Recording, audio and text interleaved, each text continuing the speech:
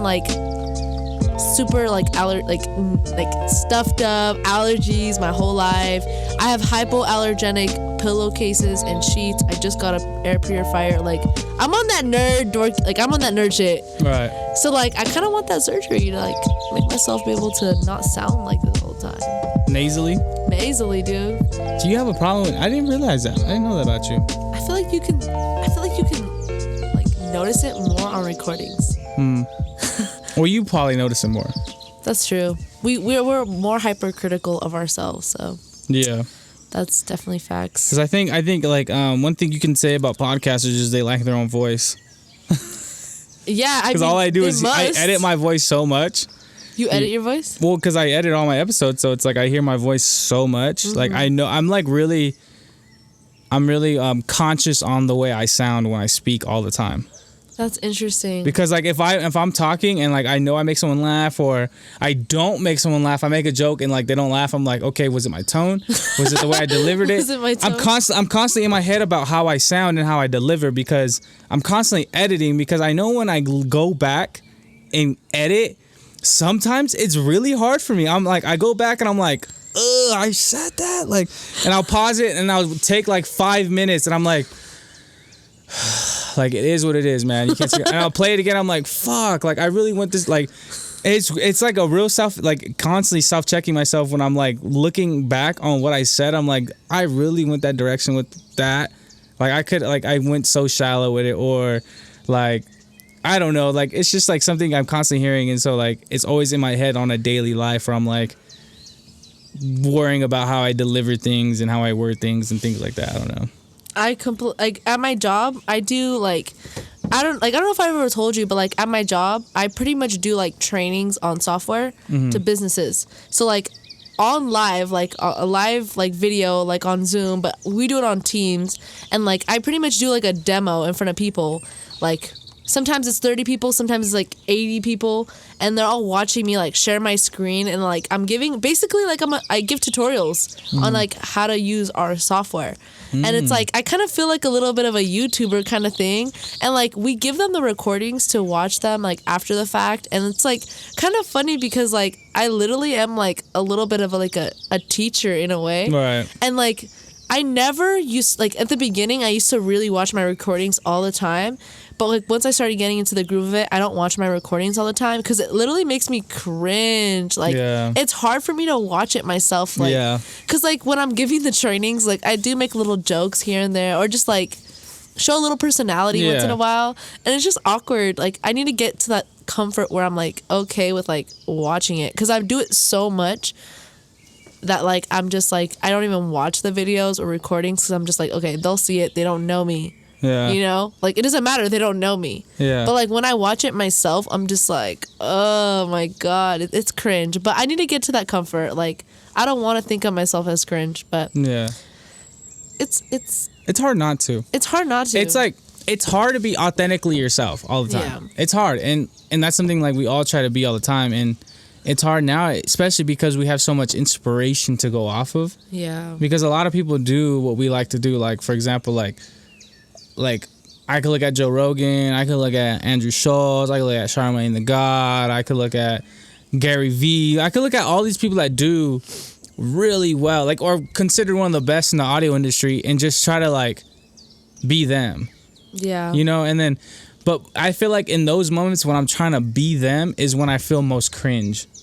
Yeah. You know what I mean? Like, but when I'm being myself and I'm just like whatever, like truly myself, I'm like, whatever, like that's just who I am at the end of the day, you know. But when I'm being cringe, I feel like it's because I was trying something. I was trying a hat on, you know. I was trying a different like I was trying a different mask on, or whatever you want to say, or however you want to call it. You know what I'm saying? But I do. It's just like I feel like those moments are the ones where I'm like, I was trying too hard. Yeah, I bet, dude. It's hard. I feel like when I listen to podcasts, what I value the most is like when they ask a question that I was thinking at the moment. Yeah, like, if they're going through a conversation and I'm like, think of a question to ask the person they're interviewing, and then that podcaster asks that question, and then me as a consumer, I'm just like fully connected. You really want to know the answer. And it just gets me excited. I'm just like, whoa, that's what I would have asked. And like, that's what really keeps me engaged. It's not like the jokes that they like say. I mean, that helps, but like, I just think as a consumer, like just like asking the questions that the audience like would want to know. Exactly. Yeah. So, and that's the hard part though too, because when you're first starting out, one, you need people to listen, and two, when those people start listening, who are they? Yeah. And once you know who are they, well, you got to start getting in tune with like what they want. And so when you are actually podcasting, you're like representing not only yourself in the show, but them, the listeners. Right. You know, right. so it's like a whole like things happen in threes. The host, the show, and the audience, bro. Things happen in threes, right? There's nothing like things happen in threes. So how do you gauge that? How do you know what they are feeling? By engaging with them. How do you like ask them? I do questions of the day. I do messages of the day. I just try to put myself out there as much as I can and see how people react to it. Right. Like if I try something and like it gets like 5 views, nothing else, and I'm like, fuck, well, that didn't work. But then I put something out and it gets like 300, 400, 500 views and I get like 5, 8 DMs. I'm like, okay, this is hitting. Yeah. This is kind of where they're at. And it's just, you're just shooting darts, or really like until you start hitting some, actually, you're like, okay, now I can build off the successes, but I also learned a lot off my failures. Bars. All right, let's start the fucking show. All right, that was bars, bro. Let's start the show. That was bars. All right, here we go. Welcome to the Sit Down podcast, everybody. We're here at another week, and it's the outdoor episode edition of the podcast. It's not the first podcast I've ever done. that I've ever done outdoors, but it's the first podcast I've captured on video outdoors. So what's good, y'all? You see the green outdoors. It's a vibe. So today is a special week. I think this is gonna be a week. I can probably tell you exactly what it's gonna be. This is gonna be episode 14. Episode 14, everybody. Welcome. Thank you for coming, and thank you for sitting down with not only me, but my guest today. It's a sit down. And I like to say thank you guys, you know, from the bottom of my heart. Because even if I don't know you, if you're tuning in just because of my guest, if you're tuning in because a friend said it was kind of decent, if you're tuning in because my post was fire and you're like, okay, this might be lit. If you're tuning in because you actually like the show, thank you so much. It means a lot because I go through a lot to do all this for you guys, and I really enjoy it. That's the thing, is I really enjoy it, and that's why it means so much to me when you guys actually tune in, when you guys actually like engage with the content, sit with it for a little bit, and not just turn it on, turn it off, because I do that a lot too. I know how the game goes, but when you're sitting with me and giving me your time, it really does mean a lot, guys, honestly. And I just wanted to take time for this episode to let you guys know that, because it means a lot to me, and I'm glad it means a little bit to you. So thank you. But this week, again, special because we're outside. Special number 2 because we have cousin again on the show. We have another cousin. The cousin that was on the first episode is in the background. Shout out to Sal real quick from episode 21, 22. And the episode's 24. Right.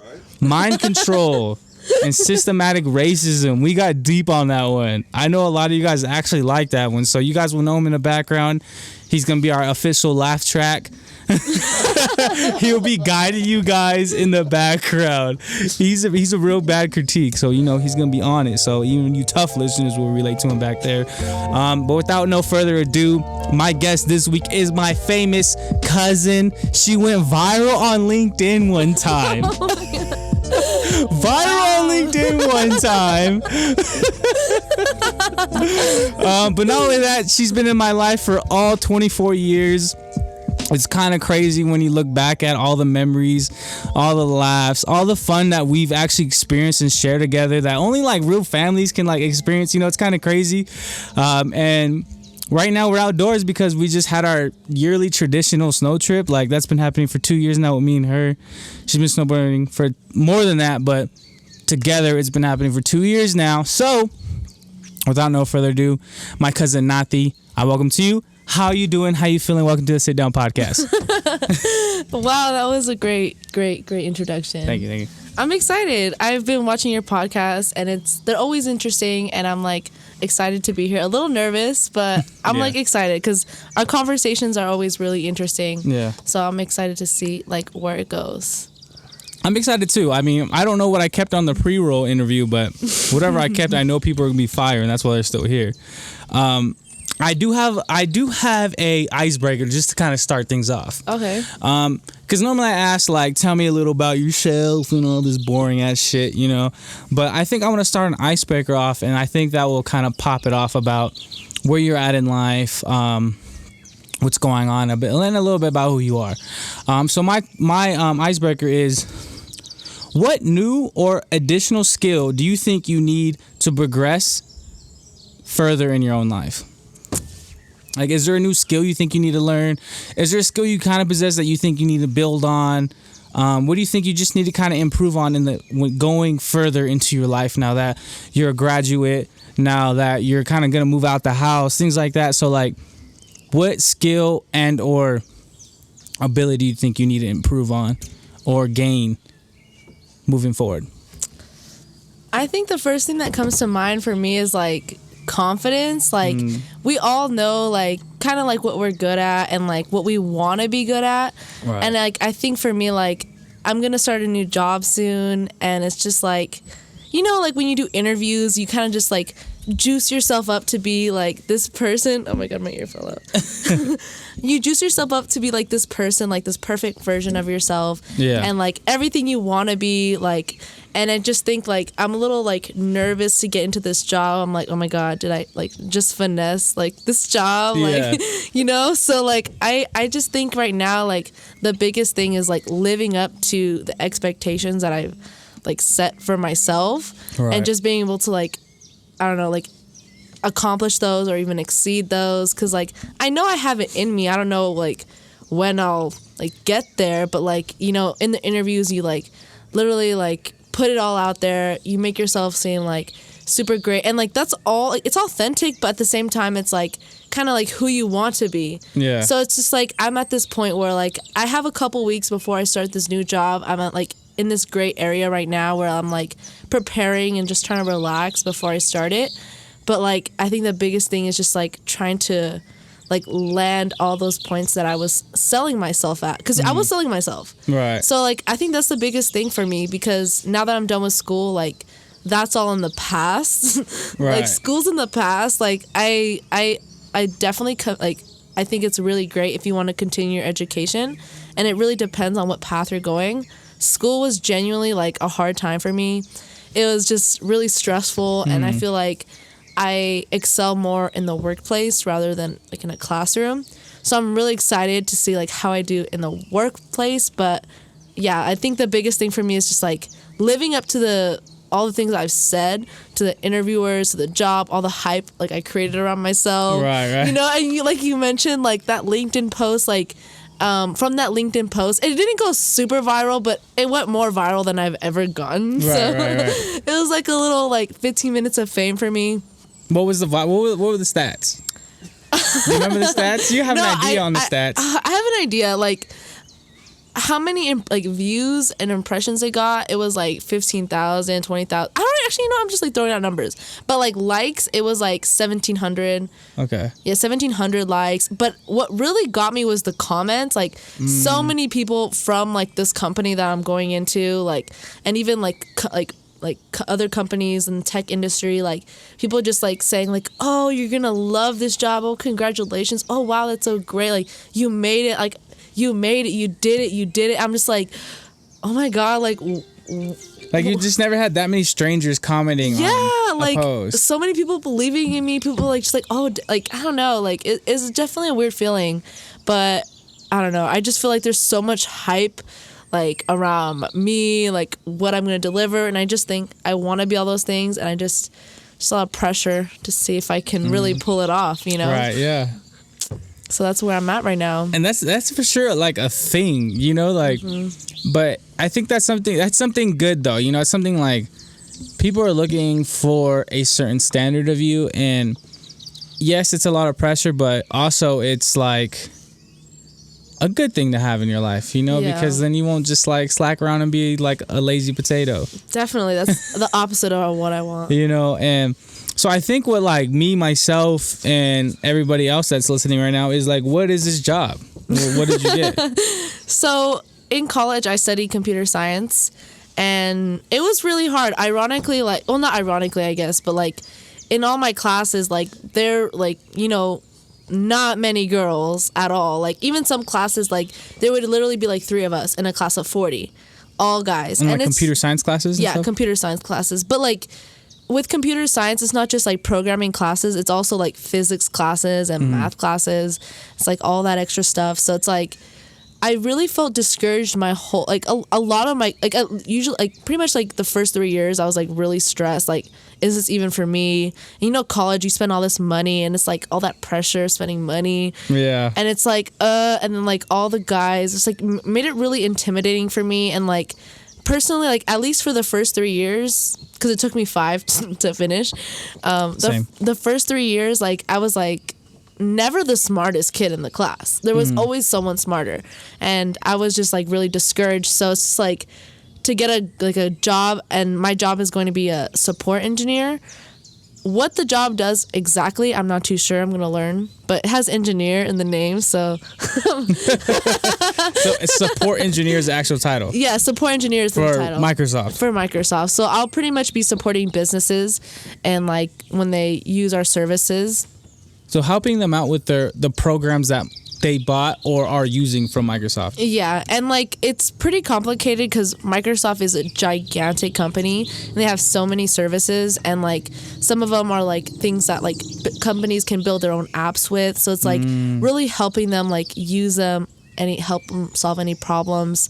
But yeah, that's pretty much what my goal is, to just stay with this company as long as I can, because they've invested a lot into me. Like I started at the stores, the retail stores. I know, like, ironically, actually, when I applied to the Microsoft store, I applied to Apple as well. So like there's Apple stores and there's Microsoft stores. Microsoft stores aren't as known. I mean, did you know that there was a Microsoft store?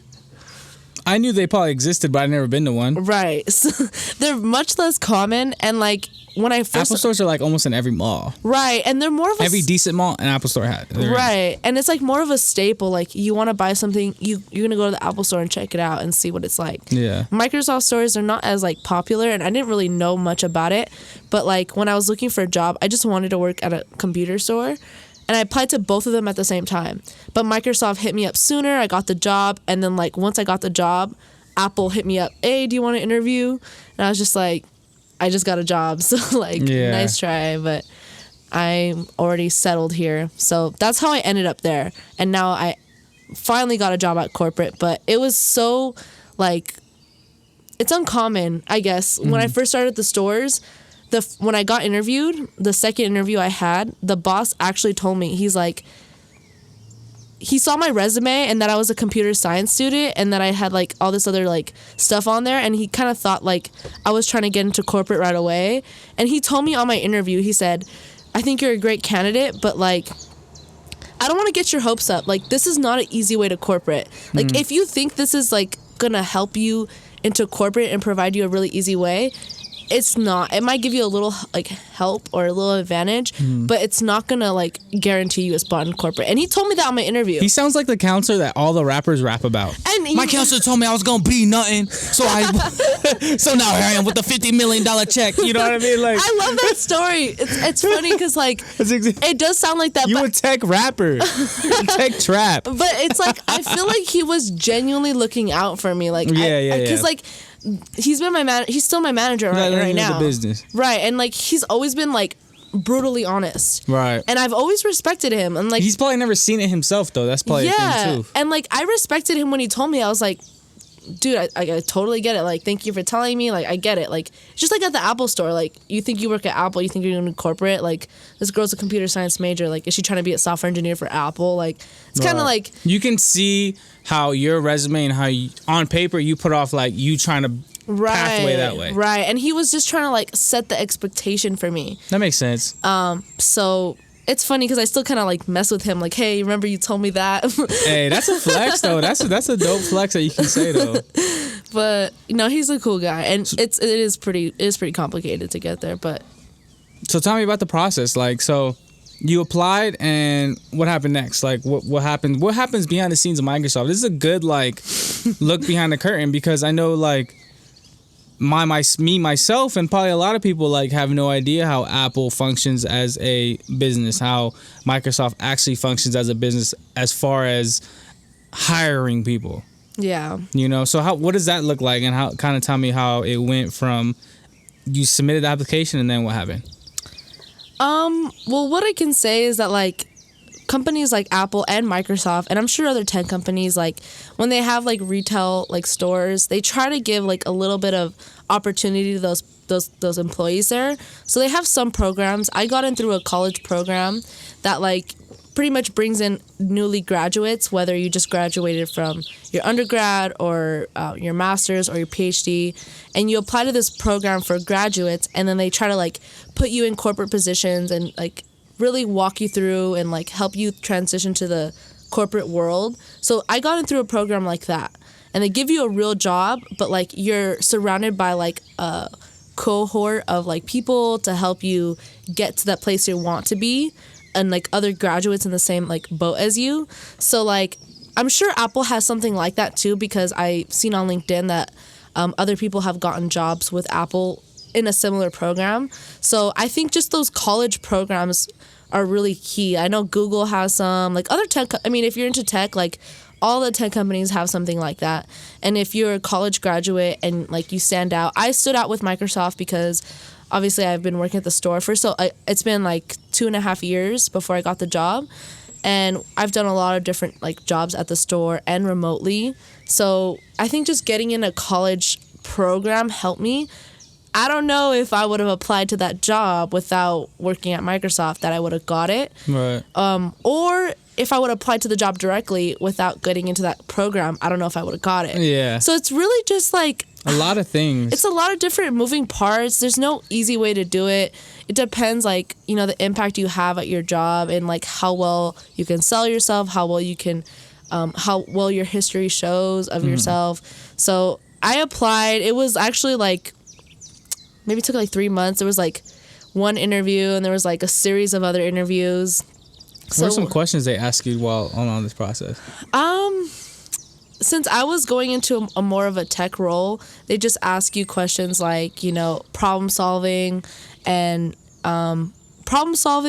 also like just what makes you excited about tech. Like I'm really excited about tech, and not just like Microsoft and like the tech industry, but space exploration, like all that I'm like really passionate about, and I'm able to like show that really easily and like express it. And I think more than anything, more than like my technical ability, because again, I was never the smartest kid in my classes ever.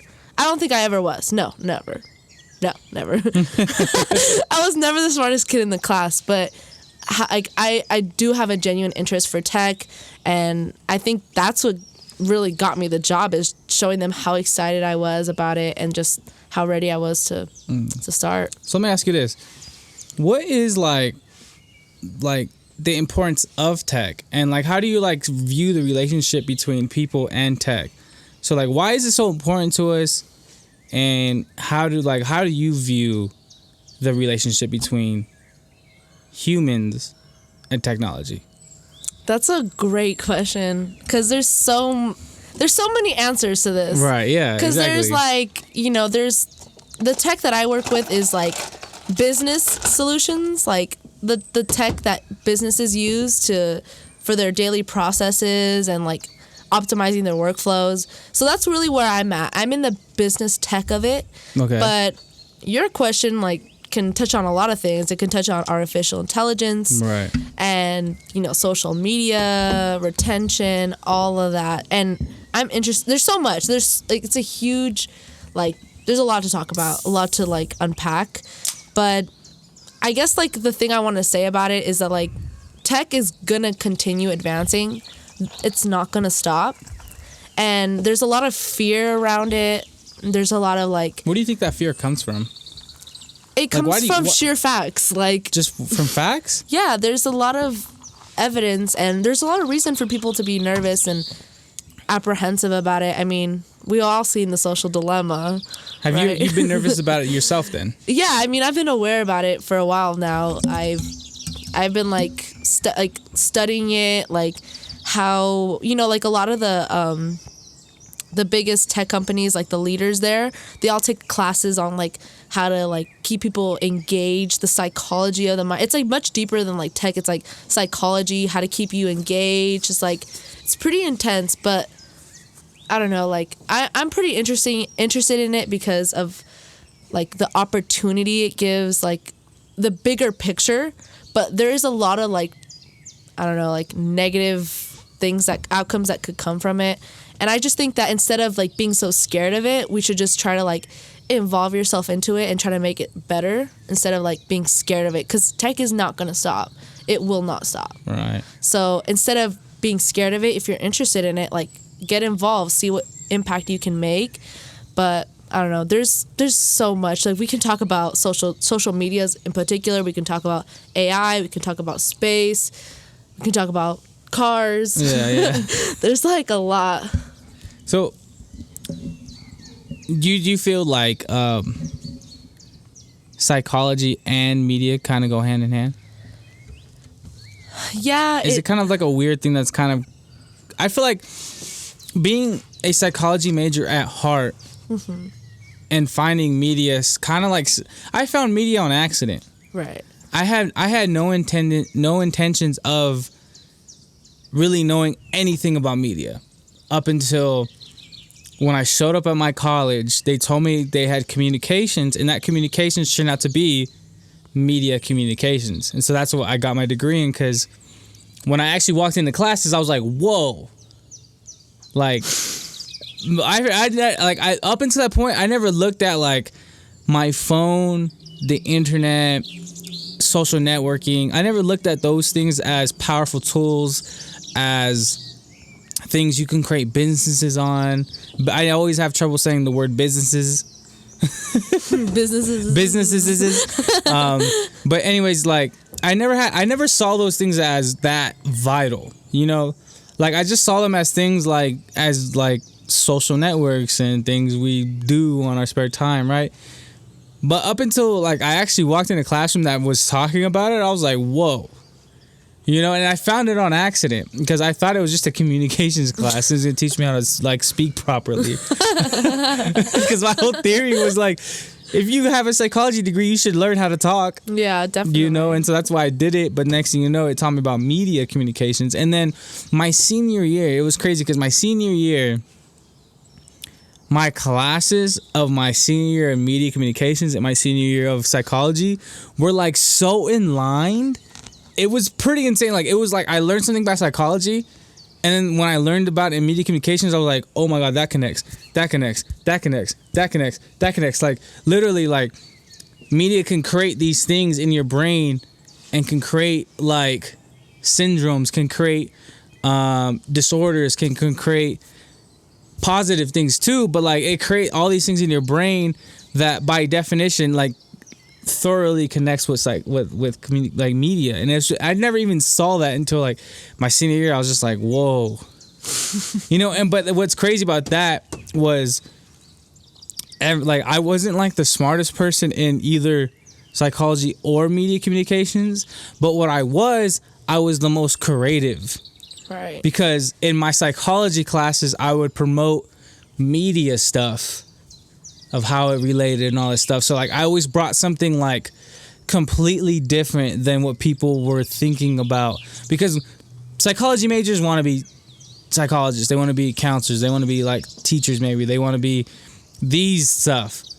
I was looking at like I want to like sell some shit. I want to like, you know, I want to promote. I want to do this. And so this is like the media backing of psychology. And so I would promote that shit and they're like, whoa, I never even saw it that way. But then on the other hand, media communications, I was promoting psychology shit, and there was like, because in the media communications shit, they was trying to sell stuff. They was trying to like, promote stuff. They was trying to big up themselves or whatever the project was. But I was looking at it like in a psychology sense, so like people orientated, like the realities of life, like just like bringing that aspect to it made me different as well. Like depending on like my projects and like the way I storytelled and all this stuff. Because I always had like the person in mind, because like how are people gonna react to what you put out? Right. That's always like where my head went. And then on the other sense, it was like what you put out is how people are gonna react. And I feel like a lot of people have either one or the other way of thinking. Like, I'm just gonna put this out and like people are gonna react this way, but you like really look at it though, or I want this to make people react this way, but it's like, but really look at it though. Yeah. And I don't know how we got over here, but so your job definitely involves a lot of technical stuff, and always has. And even when you were like a technician at like Microsoft or like a person that worked in the store or whatever, how did you kind of like create an atmosphere for non-technical users, like that didn't understand it, like that didn't get it, that didn't know didn't know anything about it, but you had to be relatable to them? Like, how did you deal with like things like that, like where it's a technical situation but you're talking to non-technical people? That came easy to me because before I worked at Microsoft, I was working at T-Mobile, which is like cell phone service. I was pitching plans, making sales, making commission, and like I was studying computer science, but I wasn't like immersed in it. I didn't have really many friends that were studying computer science at all for like the first 2 years or even 3 years. I mean, like, you have like kind of temporary friends, but like no one that really stuck that was in the major. So it's like when I worked at Microsoft, when I first got the job there, I was like finally around people who were interested in tech, and I wasn't like fully there yet. Like I almost felt like I wasn't qualified for the job because I didn't know all the components within a computer. Like, I mean, I know a general idea, like, oh, you have these different specs, but like what they mean to the consumer, how like more than the average. Yeah, more like to explain that to people and why they would want it, and like it's different to like be able to explain it. And I think what made it easy was because I didn't really know it at first either. So when I was learning it at first, like I thought of things that helped me understand it, like a computer is almost like a car. Like you don't really know the insides of a car unless you know cars, like the engines and stuff, or like, I don't know, like you don't know like a good of a car. Like all the cars look the same from the outside. And same for computers. Like people would just buy a computer and like they don't really know what's going on the inside. And like if you buy a bad car and you like try to gas it all the time, like it's gonna mess up. Right. Same thing if you buy a really cheap computer and you try to like run all this stuff, and it's like a machine. So it's like what made it easier for me is because like I don't come from a tech background. Like let me tell you, when I chose my major, I was very naive. Like I was applying for college. I was literally on my college application, and I was like scrolling through the majors. I hadn't put much thought into it. Scrolling through the majors, I was looking through them. Boring. And like I've always been into sports, like played soccer my whole life. And I love sports. I love being active. And I felt like everyone thought I was going to do kinesiology and stuff. But like there was a part of me that just didn't want to do that. Like nothing wrong with kinesiology. I just wanted to do something different. And like I just literally my first thought with computer science was like, I could probably make money with that. Like I could probably make money. That was literally my motivation. So when I first got into the classes and started taking all those hard classes, like I was like, whoa, like I didn't know what that major really meant when I chose it. But like it just so happened that like later on down the line, I ended up like loving it, and like it really ended up being my passion. Right. But like I can't say that it was always like that from the beginning. I almost want to say that I started loving computer science once I switched over to Microsoft and was around more tech people, and I was just like, whoa, like I love talking about this. I love learning about it. And now I get to learn about it at my job and do it at school, and like that's when I really like was like, this is what I want to do. Yeah. And it really just happened to work out like that. Like I never could have told you when I was in high school that I would end up being here. Right. I mean, that's so funny because I think that can like connect with a lot of people as well. Because I mean, what is picking a major?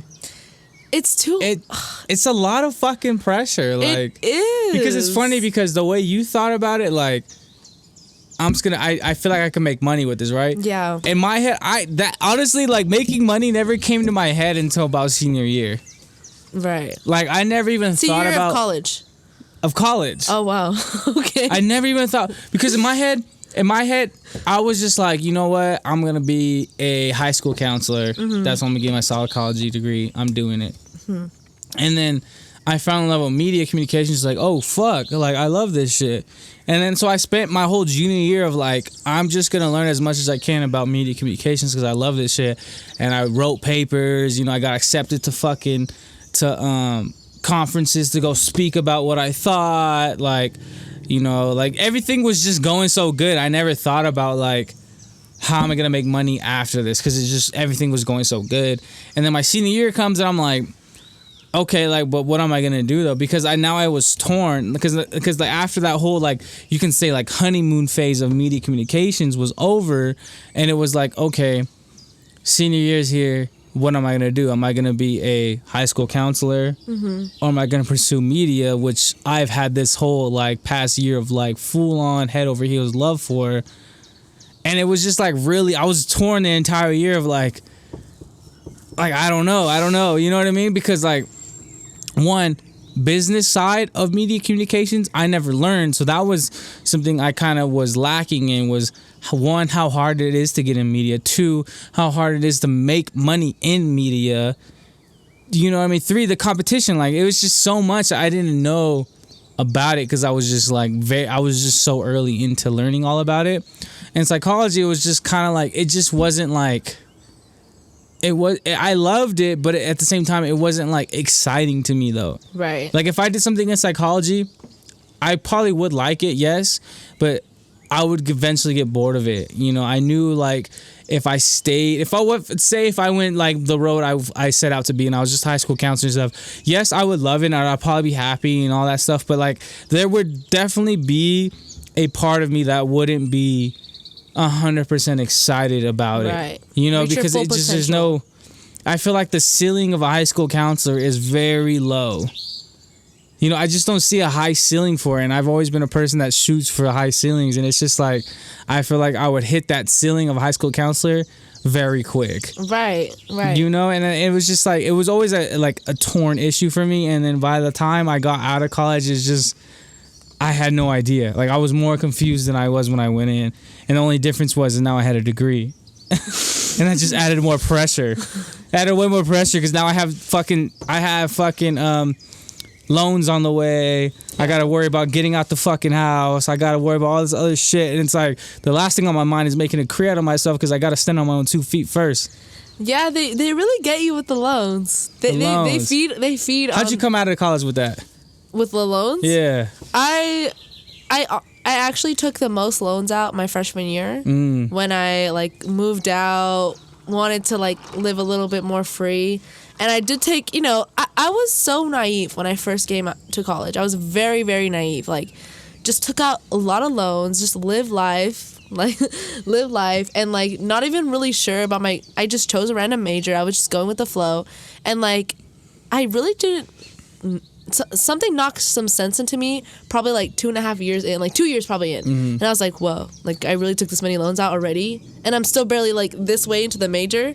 Like, there's still so much to go. Yeah. And that's when I felt my lowest, actually, because I took so much money out already, and I was like, what am I even doing? Like, I can't even pass these, like, can I even pass these classes? Yeah. Like, I was in over my head. I thought about changing my major at least 4 times.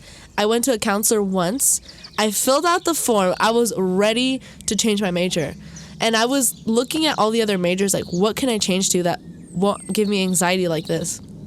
Literally nothing else translated other than like what was it, like physics majors or applied mathematics. So I was gonna switch to applied mathematics and I suck at math, and I was like, fuck it, like at least it's easier than programming like complicated systems. And I was like, and I literally went to a counselor and like I was gonna do it, but after like thinking about it, it was still gonna take me like almost the same amount of time, maybe like a semester less. I'm like, let me just push through it. Like something in me just told me like push through it, even though like I literally wanted to switch, and it worked out. But like I was at a low because of all the loans, the money, and it was just too much pressure. And I feel like so many people go through that, and like they probably like rack up even more because you switch majors. And like I was lucky to like randomly like the major I chose, but like I was so close to switching, and like I didn't have the audacity to switch to something completely different because I wanted a lot of my classes to translate. Because if I was gonna switch to something different, I probably would have chose like, I don't know, like even like probably like finance, or like something like in like the money, something related to money or business. Yeah. But it was a lot of pressure. I'm sure a lot of people go through it when they take out loans, or like they have a lot of money and they spend a lot of money on college, and that's just the pressure I feel like a lot of people go through. And it sucks, especially if like you're a medical student and like you have like 100K. And it's funny because I feel like a lot of people feel or have gone through college in different phases, but we all kind of go through the same cycle. Mm-hmm. But I feel like we hit them in different, and because like I feel like I'm the opposite of you, where I went in fully aware of college debt and things like that, but I wasn't fully aware of what I kind of wanted and all that stuff. So at the end of it, I more felt like, what am I even doing? And for you, I feel like you felt more like, okay, I'm doing this, but you know what I mean? Like, it's just like, but I never had the feeling of like college debt though. You know what I mean? You had that feeling, but I never had that feeling because I kind of knew what I was doing as far as that aspect. So I never felt pressure from that until like I got graduated, of course. But when I graduated, I felt like when I graduated, I came below average of college debt. So I'm not even tripping about that. Right. It was more so like I had no idea what I was doing. Yeah. You know, and I feel like these are different, like just like one of the many journeys and struggles that every college student has to go through is like, what are you doing? How are you gonna pay for it? Mm-hmm. What's the degree? Like, what do you love? Like all this shit. Like there's different phases that different college students, I feel like all around the world kind of go through of like these different things, and everyone kind of takes them on and moves with them different. And it's a tribute to like me and you of like, we handled them different. We came out of them different too. Yeah, definitely. You know, so that's pretty cool too. So like going into this, like, because you said you work with a lot of systems and everything. Like, what are some of the more comfortable systems and like computer systems is what I'm talking about that you came out that you're most comfortable with? Most comfortable with? That's a good question. You have a bug on your nose too. Why didn't you get it off? I just told you right now. You could have took it off. I'm gonna slap you in the face. Get that bug off your ass. I would have appreciated that. I just told you though, my bad. All right. Well, because remember, you're not a touchy-feely person. I'm not, and I also don't like bugs though. I mean, either slap you in the face or you don't like bugs. I don't know what to do. I don't know. Like, I feel like it's hard.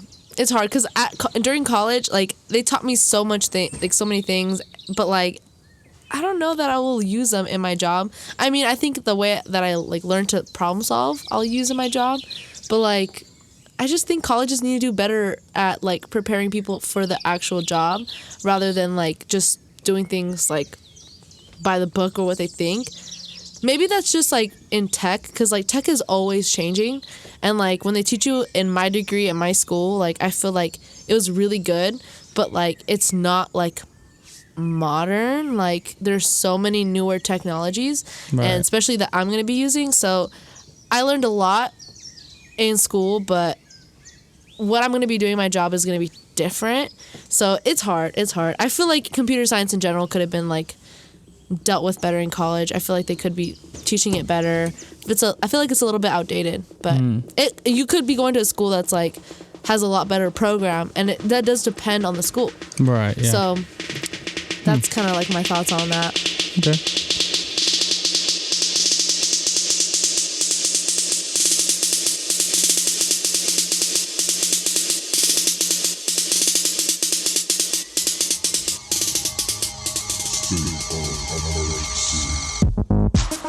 Yo, it's the break time. Bathroom flow was good. I hope you guys enjoyed the tunes. Yo, so something I want to do for you guys, something I want to do for the artists. If you have a hot ass jam, if you have a hot ass flow, send that shit to me and we'll end the podcast off with just like bumping to your music, man. If you got a beat, if you got a song, if you think it's heat, let me know, man. I'm gonna pop that on the Sitdown podcast at the end for people to bump to at the end of the show. If it's fire, it's gonna hop on. If it's not fire, then get better, bro.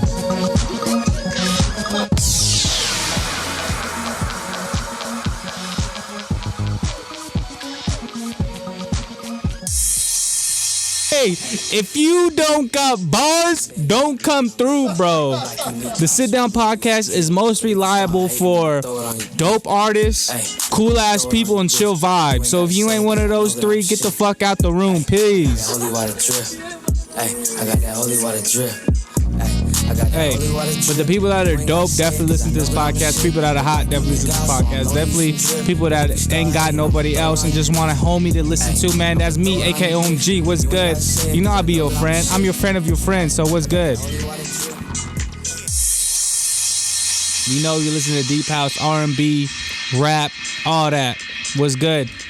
Man, let me tell you something about my life. I love doing the right thing. I love doing it twice. I do it all the time because I rap real nice. Ugh. Oh my God, he's gross.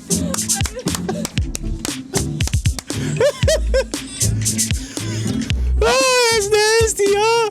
Welcome to the Sit Down podcast, the bathroom break part 1, bruh. All this gonna make the actual shit too, you know, because I really want to make the Sit Down just a place where you come vibe, a place where you come chill. Like, you ain't got nothing to do on a Friday? Come sit down with us. Chill out. Turn the lights off. And bump the Sit Down podcast, because we'll tune in. We'll fill your whole speakers up with just good information, good conversation, and good auditions, you know? We're out here in the woods today, episode 14. Got the deep house going in the back like a Cadillac. Yo, why are my headphones working though? Hold on. Hey, you hear that in the back though? You know we got the vibes. Now the shot's all off. The shot's all off. You can never move the camera. That's a bad omen. And oh my gosh, he's breaking all my shit. Yo. You could have went around. It's a maze. Oh, you broke my camera, broke my lights for that? Alright. Microphone check 1 2 1 2. What is this? It's a Sit Down podcast. What's good? What is it? They don't know me, man. Sit down Saturdays. They don't know me, man. Fridays are lit. Hey, I don't know what I'm saying, bro. I don't know. Hey, when I'm behind the microphone, it's AKOMG on the mic. You feel me?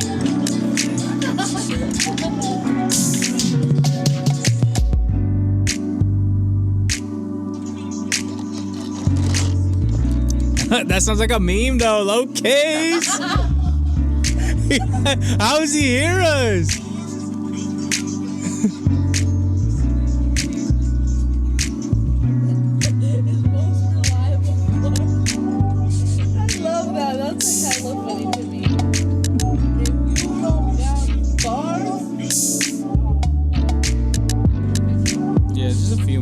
Crazy. It looks lit though. That's what I'm saying. Like I need content for the page, bro. The Sit Down podcast Instagram is going crazy. Y'all don't know nothing about that.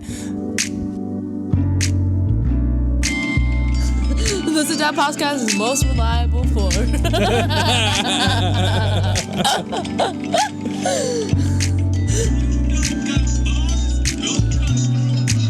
Sal's laugh makes it too. It's funny because I hear him in the mic again, and it sounds like the video. So this is the first page. Okay.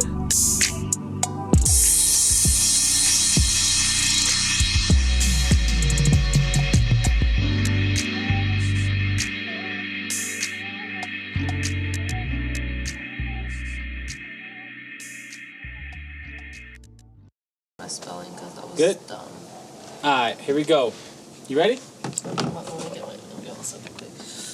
Alright, let's do it. Alright, we're back from the bathroom break, everybody. I hope you enjoyed that little intermission that we had. I'm going to let some of that rock. So I hope you enjoyed whatever I let rock. You need some? Yeah, a little bit. Okay. So Nathi, a question that came from the guest. Actually, you know what? We about to go live. I'm gonna hit live and we're just gonna let it run right here. Okay. But one question that came from the guest that's here today, which is Sal, was what tips would you give to people about interviews? So how did you attack your interview? What are some things you did? What are some things you really sold about yourself? And then even then, how did you figure out what you wanted to sell? All that stuff. So give us some interview tips about, because I mean you're dealing with some of the best Microsoft. So what did you do to prepare for your interview is basically what I'm asking. Well, I think if you're going into any interview, it really depends, of course, on what job you're trying to get. Just first thing is gather experiences that you could use to leverage and anticipate some of the questions that they're going to ask. I think, again, what you should always do is just really show your enthusiasm about what you're doing, because anyone can, well, not anyone, but a lot of people can learn on the job, but not everyone can have the same enthusiasm as you. Or excitement about the job. That's something that not everyone has. And that's I think what you need to show. If you're excited about it, show that you're excited. Show that passion. And honestly, when it came to preparing, I didn't the first interview I did, I literally what I did was I had my laptop, and on the camera I asked myself some questions and I recorded myself answering them, and to see how I looked when I answered them, and my facial expressions, my hand gestures, and how much filler language I use, and I tried to work off that. But you can really prepare all the time, but once you get in the interview, it's all that kind of goes out the window a little, and you're just in the interview, and it's oh my god. So I think the best advice I can give is just show your enthusiasm and have examples to back it up. I guess one thing I could say is I'm really enthusiastic about building things that make our lives easier at work. So I had an example where I built a little app, nothing crazy, but I built a little app to make our workflow a little faster, and it was actually not hard to build. But the fact that I took the initiative to build it kind of gave me something to talk about. It showed that I'm willing to leverage the tools and just have the vision to build something to make our lives easier. So just have the enthusiasm for something and just have an experience to back it up. I think everything you say, you should have something to back it up. Some experience, you have those experiences. You just need to use them and use them effectively. Can you give an example? Well, one, I built a little app to make our workflow a little easier. But okay, another example was that I'm a mentor for women in this little program that I'm a part of, and I kind of do a pen pal thing with this girl in Kenya, and that really helped me in my interview, because they measure success on your not just your impact, but the impact you have on other people. And just that one little fact I shared about myself really held some weight on the interview. Or wow, you're able to impact some other little girl, or just have some kind of a impact on other people. Right. And that's a big thing. So just sharing all those experiences, even if they're not directly related to the role, because they share more about you. And I think that's what helped me, just enthusiasm and just sharing those experiences that really helped to tell my story. So what I'm hearing is, with whatever you say in an interview, have some backing behind what you say. Basically, be prepared for the why question. Definitely. Why do you feel this way? Why do you think you're that good? Why do you think you have what it takes? And don't even wait for the why. Just say it. Say hey, I'm really passionate about influencing women. And then, for example, I'm part of this program where I mentor young women. just say, for example, and then just go into that direction. Go into it. That's like, you really need to sell yourself, and you can't just speak on words because interviewers know that. You just need to show the examples, and they're gonna ask questions, so don't lie. Don't lie about anything because they'll be like, oh, this. I'll ask you questions and dig deeper. At least from my experience, like, I was talking about a project I did in school, and they're like, oh, what libraries did you use? Or what API did you use? And, like, kind of technical questions that I wasn't expecting. I was like, oh. And, like, I knew what it was, but I didn't have it prepared. So it kind of stumbled me a little bit. I was like, oh, well, like, what did we use? And I was like, oh, okay, we use this and this. So, like, if you're going to speak on something, really make sure, like, you know what you're speaking on, and just make yourself credible by, like, providing that backstory, and just don't lie. Right. Don't lie. So 2 questions to follow that up with was, 1, please give us an example from the actual interviews of, like, 1, what was your toughest question you got? And then 2, what are some of the most common questions you got when you kind of had your little, like, 15 minutes of spotlight on LinkedIn of when people were, like, because your mom told me, was, like, people were messaging you, like, oh, how'd you do it? So, like, first, let's just start off with, what was the toughest question that kind of Microsoft gave you that you kind of weren't prepared for and or, like, stumbled with? There was surprisingly, there's a lot of questions I wasn't prepared for. Like, you Google a lot of questions, like, common interview questions, and you prepare for those. But, like, the interviewer doesn't even have a set of questions. They kind of just think of things on the fly, like, oh, okay. So they're kind of like podcasting. Yeah, they're like, okay, so, well, they ask the questions based on what you say. So it's kind of hard to answer that question. But one that sticks out to me was, like, someone asked me, there was multiple interviews. One of the interviews, someone asked me, they were like, how do you answer a question that you don't know the answer of? Oh, and then how do you answer a question you don't know the answer to? And it does say a lot about you, because you don't want to sound negligent, you don't want to sound dumb, and it could come from anyone. It could come from your boss. It could come from a customer. That's a tough question, right? And I, like, literally wasn't expecting that. I was like, give me answers at that. Ironically, like, I do deal with that a lot at my job. Like, people ask me questions all the time, like, that I don't know the answer of. I have a question for you on here that's that. Really? Yeah, it says, how do you answer what does it say? I think it's the same thing. Right here. Oh, how do you handle an error that you can't resolve? Yeah. So that's probably a common thing within the industry, though, because you don't know everything. There's no way. I mean, with a company that huge, there's no one's an expert on everything. Right. And that's why they ask you that question. Like, are you gonna freeze? Are you gonna say a lie? Are you gonna say something you're not sure of? And, like, that's, like, the part that, like, really stuck me, because actually, like, I didn't say this in my interview, but when someone asks me a question that I don't know, like, on the spot, like, whether I'm in a meeting with clients or something, I'll say, that's a really great question. I start with that. No, that's a really great question. Yeah. It buys you 15 seconds to think. For sure. So I'm like, for sure. So, like, when someone asks me something I don't know, I'm like, that's a really great question. I try to think about it. And, like, if I really don't know it, I try to say things I do know about the topic. I'm like, okay, well, I know you can do this, and, like, there's opportunity to do this and this, but, like, with this specific, use case, like, we really would need to dig a little deeper and see, like, what we could figure out about that, and, like, kind of delay it, and then also, like, bring them to a different solution. But also being honest, though, right? Yeah. Because by saying, like, actually, I think even me myself need to, like, look into this a little more. Give me a second. Like, that's being real. Yeah, definitely. I just try to say some facts about it that I know kind of make me seem credible. Give yourself some legitimacy. Right. And then I'm just like, but, with that specific use case, let's dig a little deeper. I'll get, like, I'll check with my team, and we'll come back to you, and we can really find a solution for you. Right. Something like that. Okay. Okay.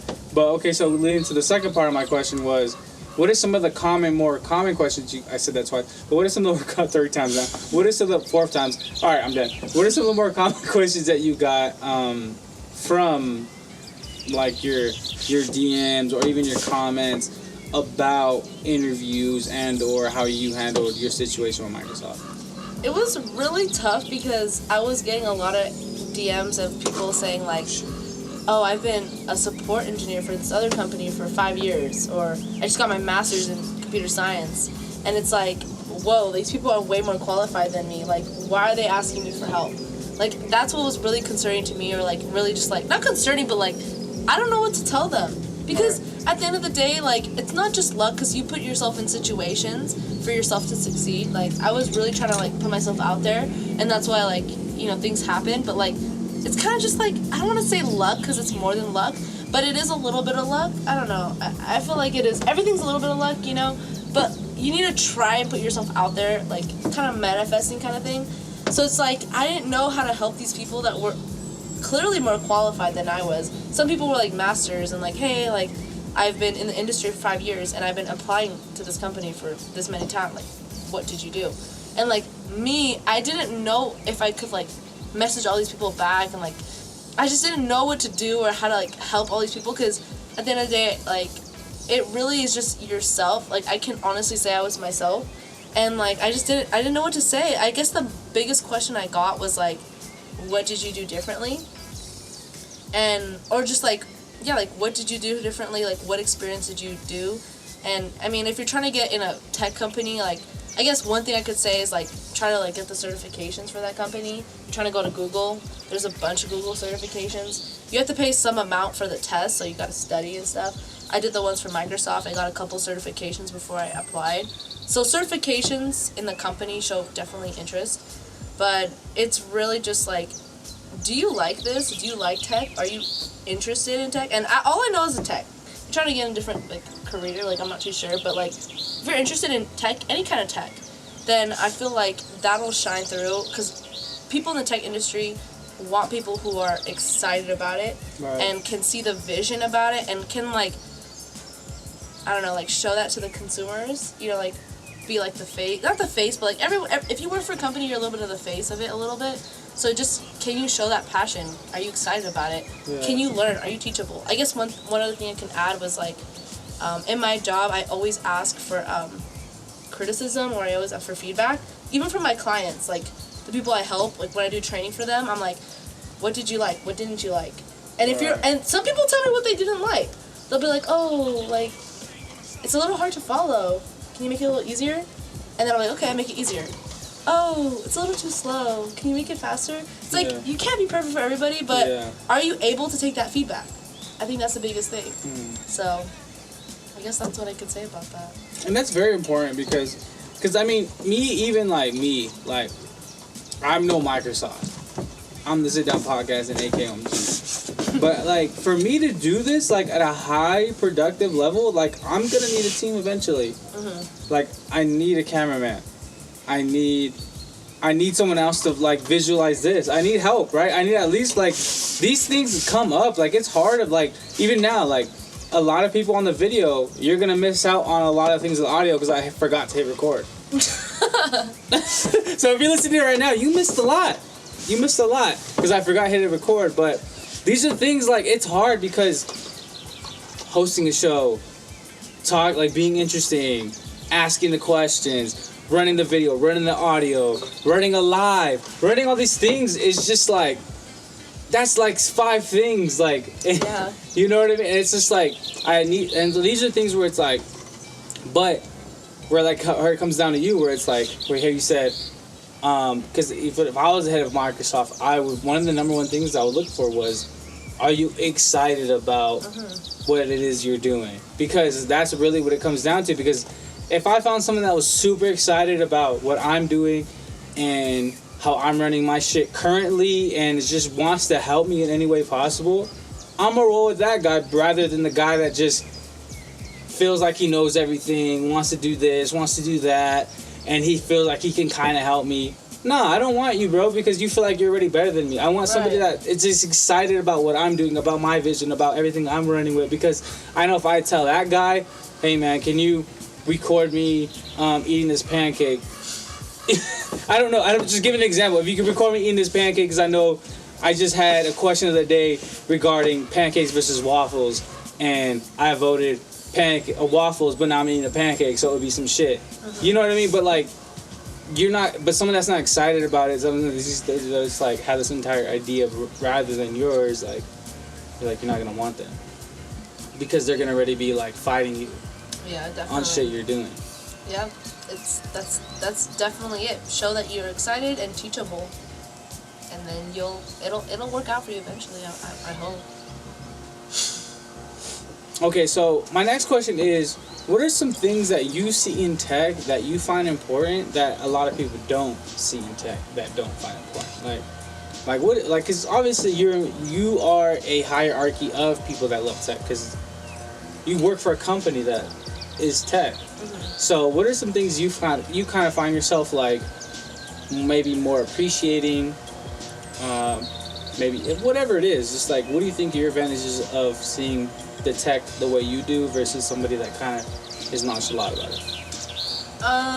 Well, considering I'm like mostly on the business side of it, like tech really made it possible for us to continue functioning during a pandemic. Ooh. Or staying connected in this time. Okay. Like where like a lot of companies switched to remote, and like being able to connect, chat, video conference, like all that just brings it to a different level, and like being able to do it whether you're in person or not, whether you're in a pandemic or not, whether you're across the world or not. So it really brings people together, and like kind of on the point you made earlier, like there's a lot of really great things about tech, even just like in a personal sense. Like you stay connected to people even when you went to high school with, like you don't talk to them even, but like you can kind of see them on your time, like, oh, like this person you see them grow. Yeah, you see them grow, and like you like their pictures, but you may not talk to them, but you still see it, and it's just like kind of nice. And like really, like life is about like the connections you make with people, and like it's kind of nice to stay connected, even if like you weren't even like the best of friends in like high school or college, like just to see like how people grow and like stay connected with those people. I think that's a really great thing. But like,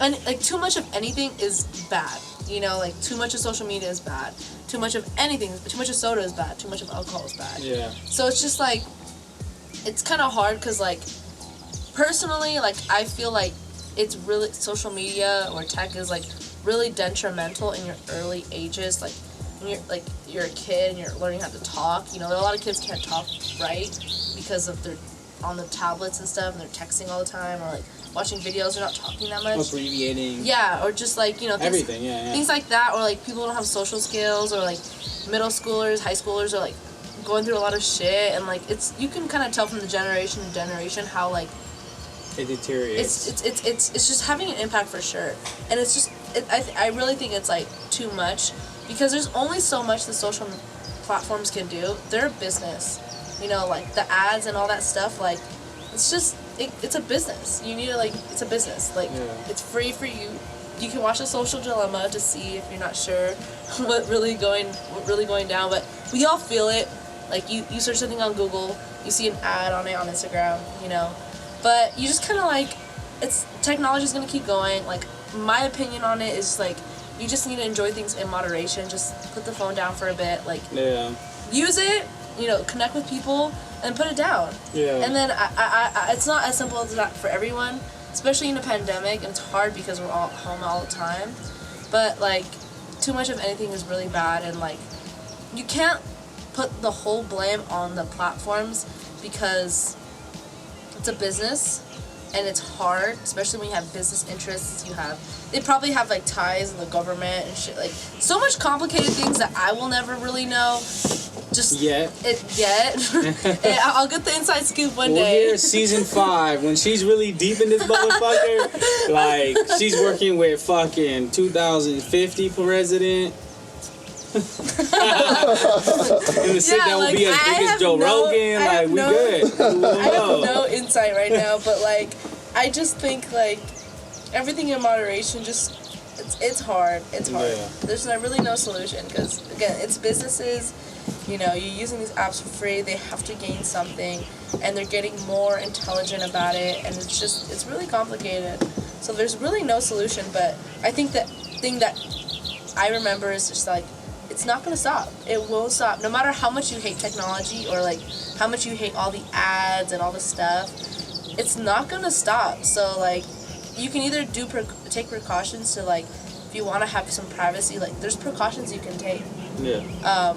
But, like, you can only take so many. Like, it's literally all around you, and it's kind of sucks, too, but, like, you just kind of need to, like, either, like, take precautions and, like, just take your time away from it. Just don't let it overwhelm you. Don't get, like, stuck in it, you know? Yeah. Use it.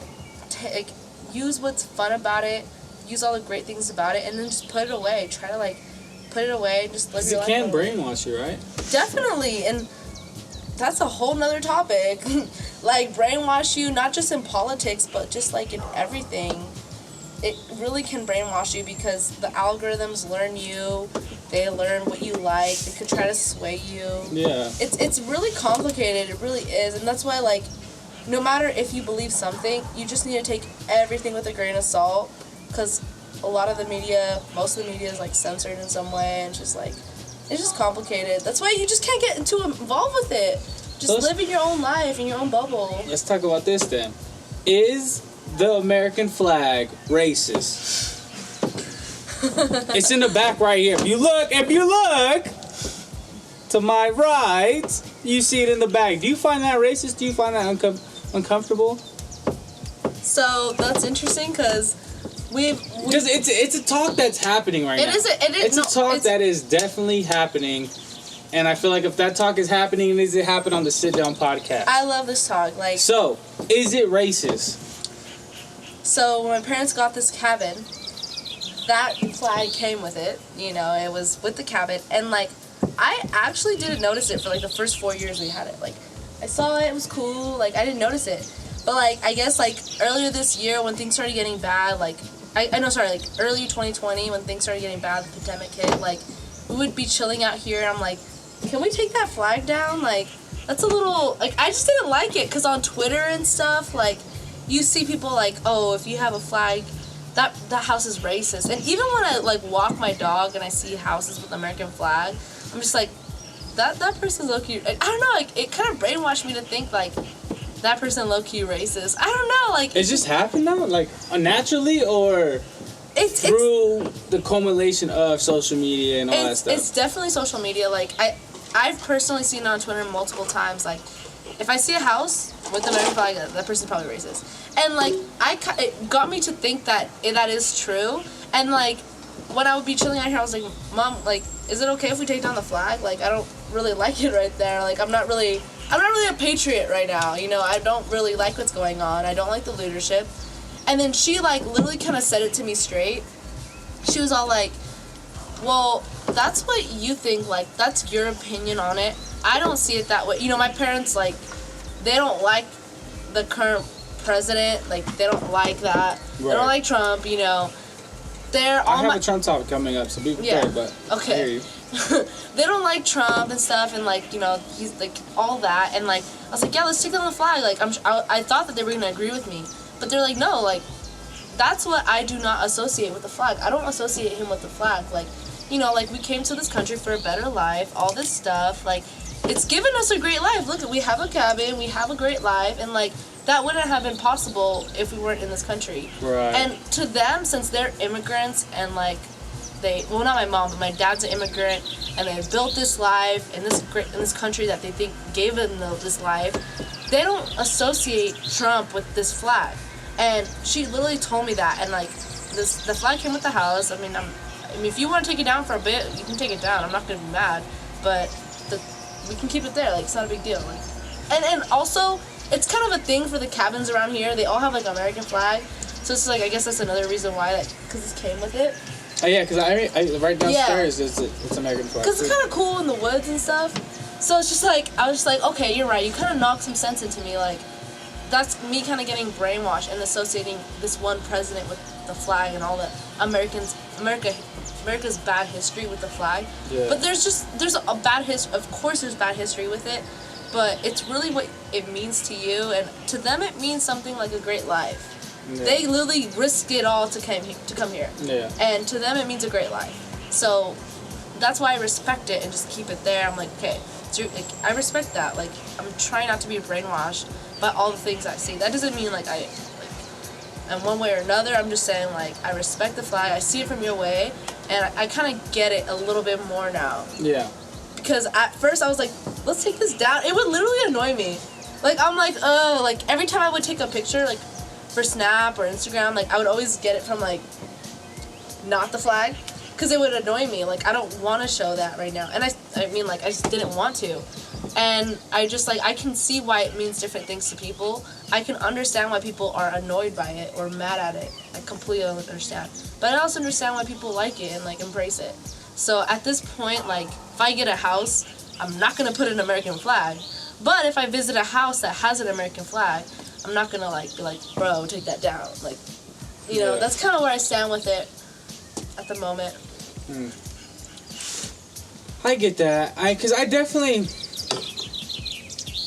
felt like the weirdness of the flag for a bit, because I felt the same thing where it was like, yo, like, is the flag the new Confederate flag of the nation? Like, is it? But as I kind of like stopped like filtering in everybody else's opinion, well, of course I took everybody else's opinion, but as I stopped like to actually think for myself and really think about everything, and of course my parents and all that stuff as a whole too, because I mean, my, like, exactly like how my immediate parents kind of have gone through it, like exactly like how your immediate parents, like your father comes from Mexico, my father comes from Mexico, both our moms come from the same exact family because they're sisters, and they were farm workers. Yeah, so like both our mothers on pretty much exactly the same. They was raised underneath the exact same roof. Our fathers both came from Mexico, so it's almost like we have the same exact kind of family history, and we are families. Hey, what's going on, guys? I'm sorry that like that episode just ended really randomly and kind of like abruptly. That was totally on me. So a couple things actually happened during this recording. First off, I don't know if you noticed after that little like bathroom break randomness that happened right in the middle of the episode, we came back and the quality was a little like dipped. That was because I actually forgot to hit record on my mics, like on my laptop. So I got none of that on my microphones because I you guys heard that I went live. So I probably was just focused on going live and I forgot to record. So that, and then the episode fully didn't get done, or it was done, but it didn't get captured, was because my fucking camera died. So it was just a 2-for-1. But nonetheless, that was still an hour 15, hour 16 minute episode for you guys. I'm sorry it didn't come to an end. We did cover one more thing, but I won't say what it was because, you know, no need to get you guys mad because you guys missed out. But thank you guys for rocking with me this far. If you guys enjoyed that little like sequence that was kind of just like having fun with the music and like was just kind of like, I don't know, like an intermission. If you guys like that, I could add that to more episodes. I could have fun with my guests a little bit more and do things like that. But yeah, guys, that was just a fun thing to do. I hope you guys enjoyed that part. But nonetheless, thank you so much for making it this far. I appreciate you guys. I hope you guys come back and then come down and sit down with us again. So I'll talk to y'all later. It's been your humble and honored host, AKOMG. I'll talk to y'all later. Peace. The song you're about to listen to right now is by Shorty Doo-Wop featuring Lord Sanctus, Holy Water Drip. Shout out to Connect the Coast. Enjoy. Holy Water Drip. You ain't gotta say it, cause I know that I'm a shit. Look like you need God, so I'm loaning you some drip. But if you start hating, I'ma throw it on you, bitch. Hey, I'ma throw it on you, bitch. You ain't gotta say it, cause I know that I'm a shit. Hey, I got that holy water drip. Hey, I got that holy water drip. Hey, I got that holy water drip. You ain't gotta say it, cause I know that I'm a shit. Look like you need God, so I'm loaning you some drip. But if you start hating, I'ma throw it on you, bitch. Hey, I'ma throw it on you, bitch. You ain't gotta say it, cause I know that I'm a shit. Hey, I got that holy water drip. Yeah, I got that holy water on the coast, I'm the pharaoh, Lord Harold. Yeah, bitches on me, nigga, look at my apparel. Look, so much strip, you couldn't catch it with a barrel. Drip on point, a nigga looking like an arrow. No tarot, but I can read you. You niggas niggas say you want beef, then I'ma feed you. I'm dripping like a heavy period, I bleed through. I show you niggas some respect, but I don't need to. Bitch, I'm on like a generator, and you off, you a imitator. You a fraud and you been a hater. I'm a god, the eliminator. Your bitch fucking with the Lord of call log, an incriminator. Holy water drip, where the priest at? Where it's at? And I ain't never where police at. Eyeballs on the coast, I increase that. And if you ain't talking money, you could keep that. I got that holy water drip. You ain't gotta say it, cause I know that I'm a shit. Look like you need God, so I'm loaning you some drip. But if you start hating, I'ma throw it on you, bitch. Ay, I'ma throw it on you, bitch. You ain't gotta say it, cause I know that I'm a shit. I got that holy water drip. I got that holy water drip. Ay, I feel like Kobe in 06. Ball the fuck out, look like I'm showing off and shit. I move like Moses on the Prince. Part the Red Sea and watch the phonies try to swim. I'm so annoyed with the drip. Build an arc just to get the police off my dick. Fuck a both. Hey, these promoters think they slick, tryna throw me in the gutter like we bolted in this bitch. But still I walk through glowing in this bitch. They try to drown me in an ocean full of sins. I'm so goaty how I pimp this game we call life. God told me I'ma win. Hey, I got that holy water drip. And if you need God, I'ma throw it on you then. They try to flush you when they notice you the shit. I'm shining on your ass without a rollie on my wrist. Cause I got that holy water drip. You ain't gotta say it, cause I know that I'm a shit. Look like you need God, so I'm loaning you some drip. But if you start hating, I'ma throw it on you, bitch. Hey, I'ma throw it on you, bitch. You ain't gotta say it, cause I know that I'm a shit. I got that holy water drip. I got that holy water drip. Ay, I got the aura of a king. Make her feel like she got an ocean in between. I'm feeling like a wobble, I'm closer to my dreams. But this rap shit is getting too emotional for me. I'm feeling singled out. Oh, motherfucker, put a single out. And start to be about the shit you like to sing about. Oh, I mean rap about. You roll the dice, you crapping out. Yeah. KO, get her ass some more shit to be mad about. 1 year with the comeback. Got niggas stuck like a thumbtack. You hand me the ball, I'ma run it back. True. But niggas wanna talk, they don't wanna rap. If we talking stats, then I'm number one. We can go whichever way you wanna run. Never feeling pressure when under the gun. Hottest nigga spitting that's under the sun. That's facts. Hey, yo, Lord, tell the coast we got a hit. We deserve a motherfucking trophy for the shit. True. I'ma be the GOAT, go and quote me on my shit. 80s crack sounds like I threw a dope fiend on my shit. I'm so sugar, Shane Mosley in the fit. I'm bobbing and I'm weaving through the whole shit that they miss. Ain't nobody ever ghost me on my shit, but it sounds like God went and wrote me on my shit. That's why I got that holy water drip. You ain't gotta say it, cause I know that I'm a shit. Look like you need God, so I'm loaning you some drip. But if you start hating, I'ma throw it on you, bitch. Ay, I got that holy water drip. You ain't gotta say it, cause I know that I'm a shit. Look like you need God, so I'm loaning you some drip. But if you start hating, I'ma throw it on you, bitch. Ay, I'ma throw it on you, bitch. You ain't gotta say it, cause I know that I'm a shit. I got that holy water drip.